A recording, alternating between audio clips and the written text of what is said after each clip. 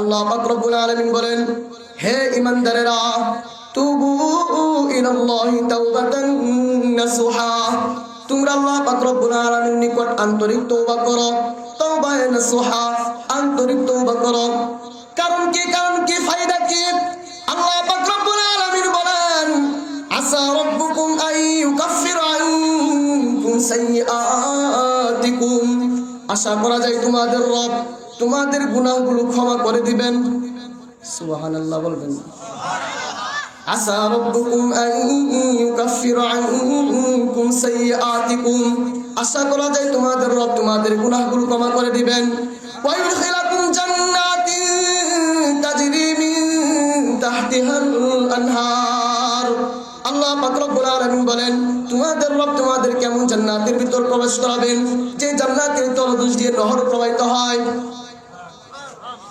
এই আয়াতে কারিমার ভিতর আল্লাহ পাক রব্বুল আলামিন বলেছেন, আশা করা যায় তোমাদের রব তোমাদেরকে ক্ষমা করে দিবে। আর যখন বান্দা আল্লাহ তার নিকট হাত বাড়ায় এই আশা নিয়া, আমি যদি মালিকের দরবারে তওবা করি মালিক আমাকে ক্ষমা করে দিবে, এমন আশা নিয়ে যদি বান্দা মালিকের দরবারে হাত বাড়ায়, আল্লাহ পাক রব্বুল আলামিন অবশ্যই ওই বান্দার জীবনের সমস্ত গুনাহ মাফ করে দিবে। এখন কথা হলো, তাওবাতুন নাসুহা এটা কেমন তওবা? আন্তরিক তওবা এটা কেমন তওবা? নুমান বিন বাশির রাদিয়াল্লাহু তাআলা আনহু ফারুক আযমকে জিজ্ঞেস করো, ফারুক আযম, তাওবাতুন নাসুহা আন্তরিক তওবা এটা কেমন তওবা? কেমন তওবা?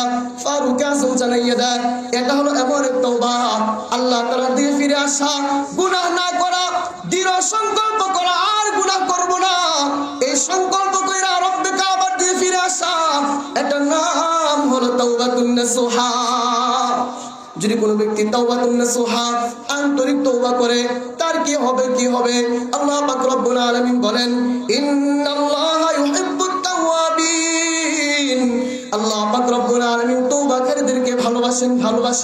কেমন ভালোবাসেন? হাদিসের ভিতর রাসূলুল্লাহ সাল্লাল্লাহু আলাইহি ওয়াসাল্লাম বলেন, ও সাহাবায়ে কেরাম জানো আল্লাহ পাক রব্বুল আলামিন তওবাকারীদেরকে কেমন ভালোবাসে জানুনি? সাহাবায়ে কেরামের সামনে রাসূল হাদিস বলেন, ইন্নাল্লাহা আযজা ওয়া জাল্লা, রাসূলুল্লাহ সাল্লাল্লাহু আলাইহি ওয়াসাল্লাম হাদিসের ভিতর বলেন, লাল্লাহু আশাদ্দু মারহামান বিতাওবাতি আবদিহি হিনা ইয়াতুবু ইলাইহি, আল্লাহ পাক রব্বুল আলামিন তওবাকারীদেরকে কেমন ভালোবাসেন জানুনি? যখন কোন ব্যক্তি তওবা করে কেমন ভালোবাসে জানুনি? এই দৃষ্টান্ত দিতে গিয়া রাসূলুল্লাহ সাল্লাল্লাহু আলাইহি ওয়াসাল্লাম বলেন, মিন আহাদিকুম কানা আলা রাহিলাতিহি বিআরদিন ফালা, রাসূলুল্লাহ সাল্লাল্লাহু আলাইহি ওয়াসাল্লাম বলেন, ও সাহাবায়ে কেরাম, মনে করো তোমাদের মধ্যে কোন এক ব্যক্তি দূরবর্তী সফরের জন্য রওনা হয়েছে, মরুভূমিতে সে সফর করতেছে, সফর করতে অনেক পাশে পাড়ি দিয়েছে। দীর্ঘ পথ পাড়ি দেওয়ার পর তার ক্লান্তি এসে গেছে। মরুভূমিতে সে সফর করতেছে, অনেক দীর্ঘ পথ সে পাড়ি দেওয়ার পর তার ক্লান্তি আসছে। ক্লান্তি আসার কারণে সে একটা বৃক্ষের নিকট গিয়ে বসা, হঠাৎ করে সে ঘুমাইয়া যায়। আর ঘুম থেকে যখন উঠে, ঘুম থেকে ওইটা দেখে তার যেই উট বাহন রয়েছে সেই বাহন নেই। ফানফালাতাত মিনহু, তার থেকে বাহনটা পলায়ন করছে। ওয়ালাইহা তাআমুহু ওয়া শারাবুহু, আর সেই উটের উপর তার খাবারও রয়েছে, পানিও রয়েছে। উটের উপর তার খাবার ও পানি সব কিছু রয়েছে। খাবার নিয়া পানি নিয়া উট পলায়ন করছে। উট তার কাছে এখন নাই, সুয়ারি তার কাছে এখন নাই। এখন সে চিন্তা করতেছে, হায় এখন যদি আমি সামনে অগ্রসর হই তাহলে আমি আমার গন্তব্যে পৌঁছতে পারবো না, কারণ আমার গন্তব্য যত দূর ওই পর্যন্ত পৌঁছার জন্য খাবারের প্রয়োজন আছে, খাবার নাই, পানির প্রয়োজন আছে, পানিও নাই, বাহনের প্রয়োজন, বাহনও নাই। যদি সামনে অগ্রসর হই তাহলে আমার মৃত্যু নিশ্চিত, আমি মৃত্যুবরণ করব। সাহাবায়ে কেরাম রাসূলুল্লাহ সাল্লাল্লাহু আলাইহি ওয়াসাল্লাম বলেন, এমন একটা মুহূর্তে সে যদি এখন সে ইচ্ছা করে আমি পিছন দিয়ে ফিরে যাইব, যেখান থেকে রওনা হয়েছিলাম ওই জায়গায় ফিরে যাইব, ওই জায়গায় সে পৌঁছতে পারবে না। কারণ ওই জায়গায় পৌঁছার জন্য যে পরিমাণ খাবারের প্রয়োজন, যে পরিমাণ পানির প্রয়োজন, বাহনের প্রয়োজন, বাহনও নেই, খাবারও নেই, পানিও নেই। এমন একটা মুহূর্ত সে চিন্তা করতেছে, গেছে ফাআইসা মিনহা, সে নৈরাশ হয়ে গেছে সেই বাহন থেকে, কারণ সামনেও পৌঁছতে পারবে না, মৃত্যুবরণ নিশ্চিত, পিছনেও যাইতে পারবে না, মৃত্যুবরণ নিশ্চিত। এমন একটা মুহূর্তে ওই ব্যক্তি বলে আমি সামনেও যাইবো না, পিছনেও যাইবো না, সামনে গেল যেহেতু মৃত্যু, পিছনে গেল যেহেতু মৃত্যু, তো এই জায়গায় মরি। হঠাৎ করে ওই ব্যক্তি গাছের নিচে বসে গেছে। গাছের নিচে যখন বসে যা, হঠাৎ করে তাকাইয়া দেখে তার উট তার সামনে হাজির। উটের উপর খাবারও রয়েছে, পানিও রয়েছে। ওই ব্যক্তি তার উটের রশি ধইরা খুশিতে আত্মর হইয়া বলতে লাগলো আল্লাহুম্মা আনতা আবদি ওয়া আনা রাব্বুকা, ও মাওলা তুমি আমার গোলাম, আমি তোমার রব।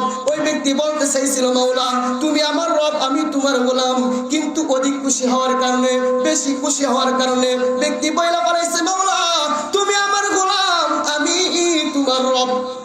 কেমন খুশি হয়েছে? অনেক বেশি খুশি।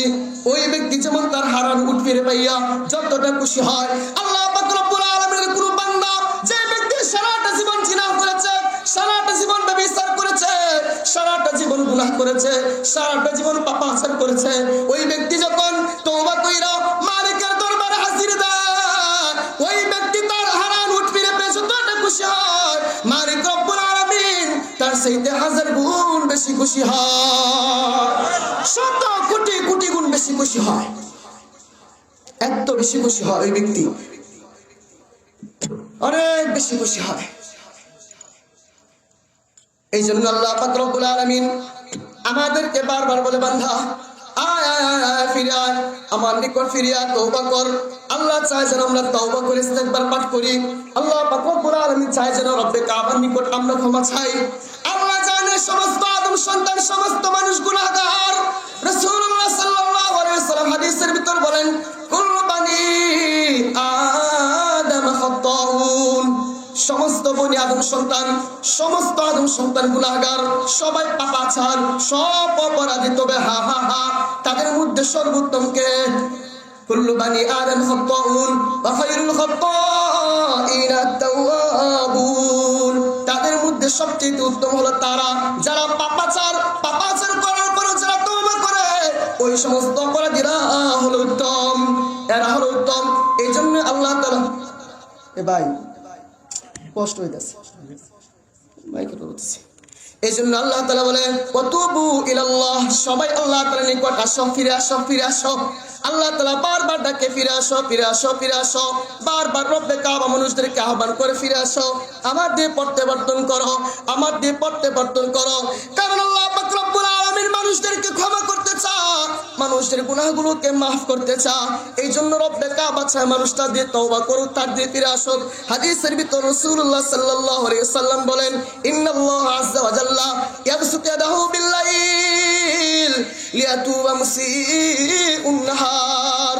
হাদিসের ভিতর রাসূলুল্লাহ সাল্লাল্লাহু আলাইহি ওয়াসাল্লাম বলে আল্লাহ পাক রব্বুল আলামিন তার হাতকে প্রশস্ত কইরা রাখেন, লম্বালম্বি কইরা রাখেন, সামবারান লম্বালম্বি কইরা রাখেন। ইন্নাল্লাহ আযজা ওয়া জাল্লা ইয়াবসুতু ইয়াদাহু বিল-লাইল, রাত্রি বেলা মালিক রব্বুল আলামিন হাতকে এভাবে প্রশস্ত কইরা রাখে, লম্বালম্বি কইরা রাখে কেন? লিয়াতুবা মুসিউন নাহার, দিনের বেলা যারা অপরাধ করেছে, দিনের বেলা যারা গুনাহ করেছে, দিনের বেলা যারা পাপাচার করেছে, ওই সমস্ত ব্যক্তিরা যেন আল্লাহ রব্বুল আলামিন নিকট ক্ষমা চাইতে পারে। এই জন্য আল্লাহ পাক রব্বুল আলামিন রাত্রে বেলা হাতকে প্রশস্ত কইরা রাখে। শুধু তাই না ওয়াবসুতু ইয়াদাহু বিন-নাহার লিয়াতুবা মুসিউল লাইল, আল্লাহ পাক রব্বুল আলামিন দিনের বেলাও তার হাতকে এইভাবে লম্বালম্বি কইরা প্রশস্ত কইরা রাখে। কারণ কি? কারণ কি? কারণ কি? কারণ হলো রাত্রে বেলা যে সমস্ত বান্দারা গুনাহ করেছে, জিনা করেছে, ব্যভিচার করেছে, চুরি করেছে, ডাকাতি করেছে, ওই সমস্ত বান্দারা যেন দিনের বেলা আল্লাহ রব্বুল আলামিন তওবা করতে পারে। এই জন্য আল্লাহ হাতকে প্রশস্ত করে রাখেন, দিনেও হাতকে প্রশস্ত করে রাখেন, রাত্রে বেলা হাতকে প্রশস্ত করে রাখে, যেন বান্দারা মালিকের নিকট ক্ষমা চাইতে পারে। কতক্ষণ কতক্ষণ? হাদিসের শেষের ভিতর রাসূল বলেন হাত্তা তাতলু আশ-শামসু মিন মাগরিবিহা, পশ্চিম দিগন্তে সূর্য উদিত হওয়ার আগ পর্যন্ত মালিক রব্বুল আলামিন তার হাতকে এইভাবে প্রশস্ত কইরা রাখে। পশ্চিম দিকে সূর্য উদিত হওয়ার আগ পর্যন্ত আল্লাহ তাআলা হাতকে প্রশস্ত করে রাখে, যেন মানুষ ক্ষমা চাইতে পারে, যেন মানুষ আল্লাহ তাআলার নিকট পাপাচারের বিষয়ে ক্ষমা চাইতে পারে। যেন মানুষ বলতে পারে রব গুনাহ করছি, ভুল হয়ে গেছে। এই জন্য আল্লাহ তাআলা বারবার হাতকে প্রশস্ত করে রাখে।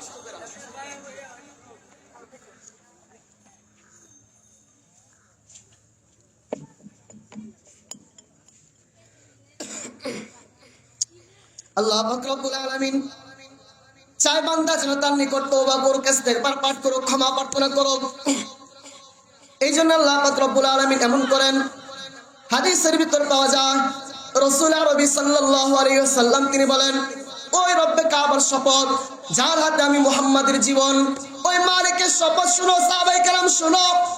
আল্লাহ পাক রব্বুল আলামিন বলেন, তোমরা যদি আসমান এবং জমিন পরিমাণ গুনাহ করো, আসমান জমিন পরিমাণ যদি তোমাদের গুনাহ হয়ে যায়, এই গুনাহ নিয়েও যদি তোমরা মালিকের দরবারে হাত বাড়াইতে পারো, এই গুনাহ নিয়েও যদি মালিকের দরবারে তোমরা ক্ষমা প্রার্থনা করতে পারো, মালিক রব্বুল আলামিন তোমাদের সমস্ত গুনাহ মাফ করে দিবে। হাদিসের শেষের অংশে রাসূল বলেন, ও সাহাবায়ে কেরাম শোনো শোনো শোনো, একটা কথা বলে যায়, ওই রব্বে কাবার কসম, ওই মালিকের কসম, তোমাদেরকে একটা কথা বলে যাই, যার হাতে আমি মুহাম্মাদের জীবন, তোমরা শোনো, তোমরা যদি অপরাধ না করতা, তোমরা যদি গুনাহ না করতা, তোমরা যদি পাপাচার না করতা, আল্লাহ পাক রব্বুল আলামিন অন্য একটা জাতি সৃষ্টি করত, অন্য একটা সৃষ্টি নিয়ে আসতো, যারা পাপাচার করত, যারা গুনাহ করত, যারা অপরাধ করত, বিভিন্ন পাপাচারের মধ্যে অংশগ্রহণ করত, অংশগ্রহণ করার পর আবার আল্লাহ পাক রব্বুল আলামিন তওবা করত। মুহাদ্দিসে কেরাম এই হাদিসের ব্যাখ্যায় বলেন, আল্লাহ পাক রব্বুল আলামিনের তওবা এমন প্রিয়, কত প্রিয়, কত প্রিয়, আল্লাহ পাক রব্বুল আলামিন সৃষ্টিকুলকে পরিবর্তন কইরা দিতেন। যদি মানুষ গুনাহ না করত, তাহলে এই সৃষ্টিকে পরিবর্তন কইরা আরেকটা সৃষ্টি নিয়ে আসতেন, যারা তওবা করত, ইস্তেগফার পাঠ করত, মালিকের দরবারে ক্ষমা প্রার্থনা করত। তাহলে বোঝা যায় তওবা অনেক দামি, আল্লাহর নিকট তওবা অনেক প্রিয়। আল্লাহ তওবাকারীদেরকে ভালোবাসেন, খুব পছন্দ করেন, পছন্দ করেন। আল্লাহ পাক রব্বুল আলামিন এই জন্য তার হাবিবের মাধ্যমে জানায়, কুল ইয়া ইবাদিয়াল্লাযীনা আসরাফু আলা আনফুসিহিম লা তাকনাতু মির রাহমাতিল্লাহ।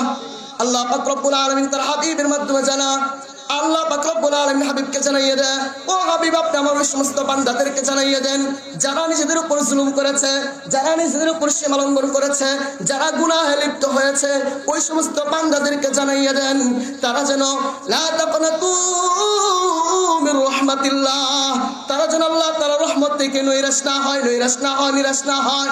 আল্লাহ পাক রব্বুল আলামিন বলেন, ইন্নাল্লাহা ইয়াগফিরুয যুনুবা জামিআ, আল্লাহ পাক রব্বুল আলামিন ইন্নাল্লাহা ইয়াগফিরুয যুনুবা জামিআ, সমস্ত গুনাহগুলো ক্ষমা করবেন আল্লাহ। কারণ কি? কারণ কি? কারণ কি? কারণ হলো ইন্নাহু হুয়াল গফুরুর রহিম, তিনি হলেন ক্ষমাশীল, দয়ালু। তো আল্লাহ তাআলা তওবাকারীদেরকে ভালোবাসেন, যারা তওবা করে তাদেরকে আল্লাহ তাআলা খুব ভালোবাসেন। আমি আমার আলোচনা শেষ দিকে যাচ্ছি। এখন আপনারা তওবা করতে রাজি আছেন তো? কি বলেন? এখন তওবা করার কিছু নিয়ম আছে না? আল্লাহর কাছে গিয়ে বললেই হইব না, কিছু নিয়ম কারণ আছে। মুফাসসিরে কেরাম, উলামায়ে কেরাম তওবার জন্য কয়েকটা শর্ত রেখেছে। এক নম্বর শর্ত হলো, একটু মনে রাখবেন, এক নম্বর শর্ত হলো যে সমস্ত গুনাহ থেকে তওবা করেছি তাৎক্ষণিকভাবে সেই গুনাহ থেকে বিরত থাকা। বলেন তো এক নম্বর কি? যে সমস্ত গুনাহ থেকে তওবা করেছি, যে সমস্ত গুনাহ থেকে তওবা করেছি সেইগুলো থেকে তাৎক্ষণিক সাথে সাথে বিরত থাকা। এক নম্বর কি বললাম? যে সমস্ত গুনাহ থেকে তওবা করেছি সেইগুলোতে তাৎক্ষণিক বিরত থাকা। দুই নাম্বার হলো যে সমস্ত গুনাহ করে ফেলেছি সেইগুলোর উপর অনুতপ্ত হওয়া, অনুশোচনা করা। বলেন, যে সমস্ত গুনাহ পূর্বে করেছি সেইগুলোর উপর অনুতপ্ত হওয়া, অনুশোচনা করা।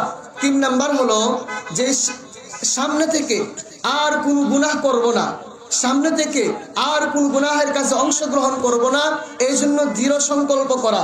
বলেন তিন নাম্বার কি বললাম? যে সমস্ত গুনাহগুলো করেছি সেইগুলো আর করব না, এই জন্য দৃঢ় সংকল্প করা। চার নাম্বার হলো যাদের উপর জুলুম করেছি, যাদের উপর জুলুম করেছি তাদের হক ফিরিয়ে দেওয়া অথবা তাদের কাছে ক্ষমা চেয়ে নেওয়া। আলোচনা, দীর্ঘ আলোচনা ছিল কিন্তু সময়ের কারণে পারলাম না। চার নাম্বার হলো এই জন্য যাদের উপর জুলুম করেছি তাদের কাছে ক্ষমা চেয়ে নেওয়া অথবা তাদের প্রাপ্য ফেরত দেওয়া। এই ব্যাপারে একটু কথা বলি। কথাটা হলো, হক তো দুই প্রকার, একটা হলো হুকুকুল্লাহ আর একটা হলো হুকুকুল ইবাদ। হুকুকুল্লাহর ব্যাপারে আমি আপনি গাফলতির মধ্যে আছি, সমস্যা নাই, আল্লাহ তাআলার কাছে ক্ষমা চাইলে আল্লাহ ক্ষমা করে দিবেন। কিন্তু হুকুকুল ইবাদ যেটা, বান্দার হক যেটা, সেটা যতক্ষণ পর্যন্ত বান্দার কাছে ক্ষমা না চাইবেন অথবা তার প্রাপ্য ফিরে না দিবেন, সেই পর্যন্ত স্বয়ং আল্লাহ তাআলাও ক্ষমা করবেন। এই জন্য 4 নাম্বার হলো, যাদের উপর জুলুম করেছি তাদের প্রাপ্য ফিরিয়ে দেওয়া অথবা তাদের কাছে ক্ষমা চেয়ে নেওয়া। 5 নাম্বার আরেকটা শর্ত, এটা হলো তওবা কবুলের সময় তওবা করা। এখন তওবা কবুল হবে না কোন সময়? যখন মৃত্যু এসে যায়, সাকরাত শুরু হয়ে যায়। আল্লাহ তাআলা বলেন ওয়ালাইসাতিত তাওবা, ওই ব্যক্তির তো কোনো তওবা নাই, লিল্লাযিনা আমালুনা সাইয়্যাত, যারা পাপাচার করতেই থাকে, পাপ কাজ করতেই থাকে, খারাপ কাজ করতেই থাকে, হাত্তা ইযা হাদারা আহাদাহুল মাউত, এমনকি তাদের নিকট যখন মৃত্যু উপস্থিত হয়ে যায় তখন বলে ক্বালা ইন্নী তুবতুল আন, ও আল্লাহ এখন তওবা করছি, এখন তওবা করছি। মৃত্যু উপস্থিত, সাকরাত শুরু হয়ে গেছে, মৃত্যু যন্ত্রণা শুরু হয়েছে, এমন সময় যদি কোনো ব্যক্তি তওবা করে তার তওবা কবুল হবে না। তাহলে তওবা কবুলের কিছু শর্ত আলোচনা করলাম। একটা হলো যে সমস্ত গুনাহ করেছি সেইগুলো থেকে সাথে সাথে বিরত থাকা। 2 নাম্বার হলো যে সমস্ত গুনাহ করেছি সেই গুনাহগুলো থেকে সেই গুনাহগুলোর উপর অনুতপ্ত হওয়া, অনুশোচনা করা। 3 নাম্বার হলো যে আর এই গুনাহগুলোতে ফিরবো না, গুনাহগুলো করবো না, দৃঢ় সংকল্প করা। 4 নাম্বার হলো যাদের উপর জুলুম করেছি তাদের প্রাপ্য ফিরিয়ে দেওয়া অথবা তাদের কাছে ক্ষমা চেয়ে নেওয়া। 5 নাম্বার হলো তওবা কবুলের সময়, অর্থাৎ মৃত্যু আসার আগেই, মৃত্যু সাকরাত শুরু হওয়ার আগেই তওবা করা। আল্লাহ পাক রব্বুল আলামিন আমাদেরকে তওবা করে মৃত্যুর আগেই খাঁটি ভাবে তওবা করে মৃত্যুবরণ করার তৌফিক দান করুন।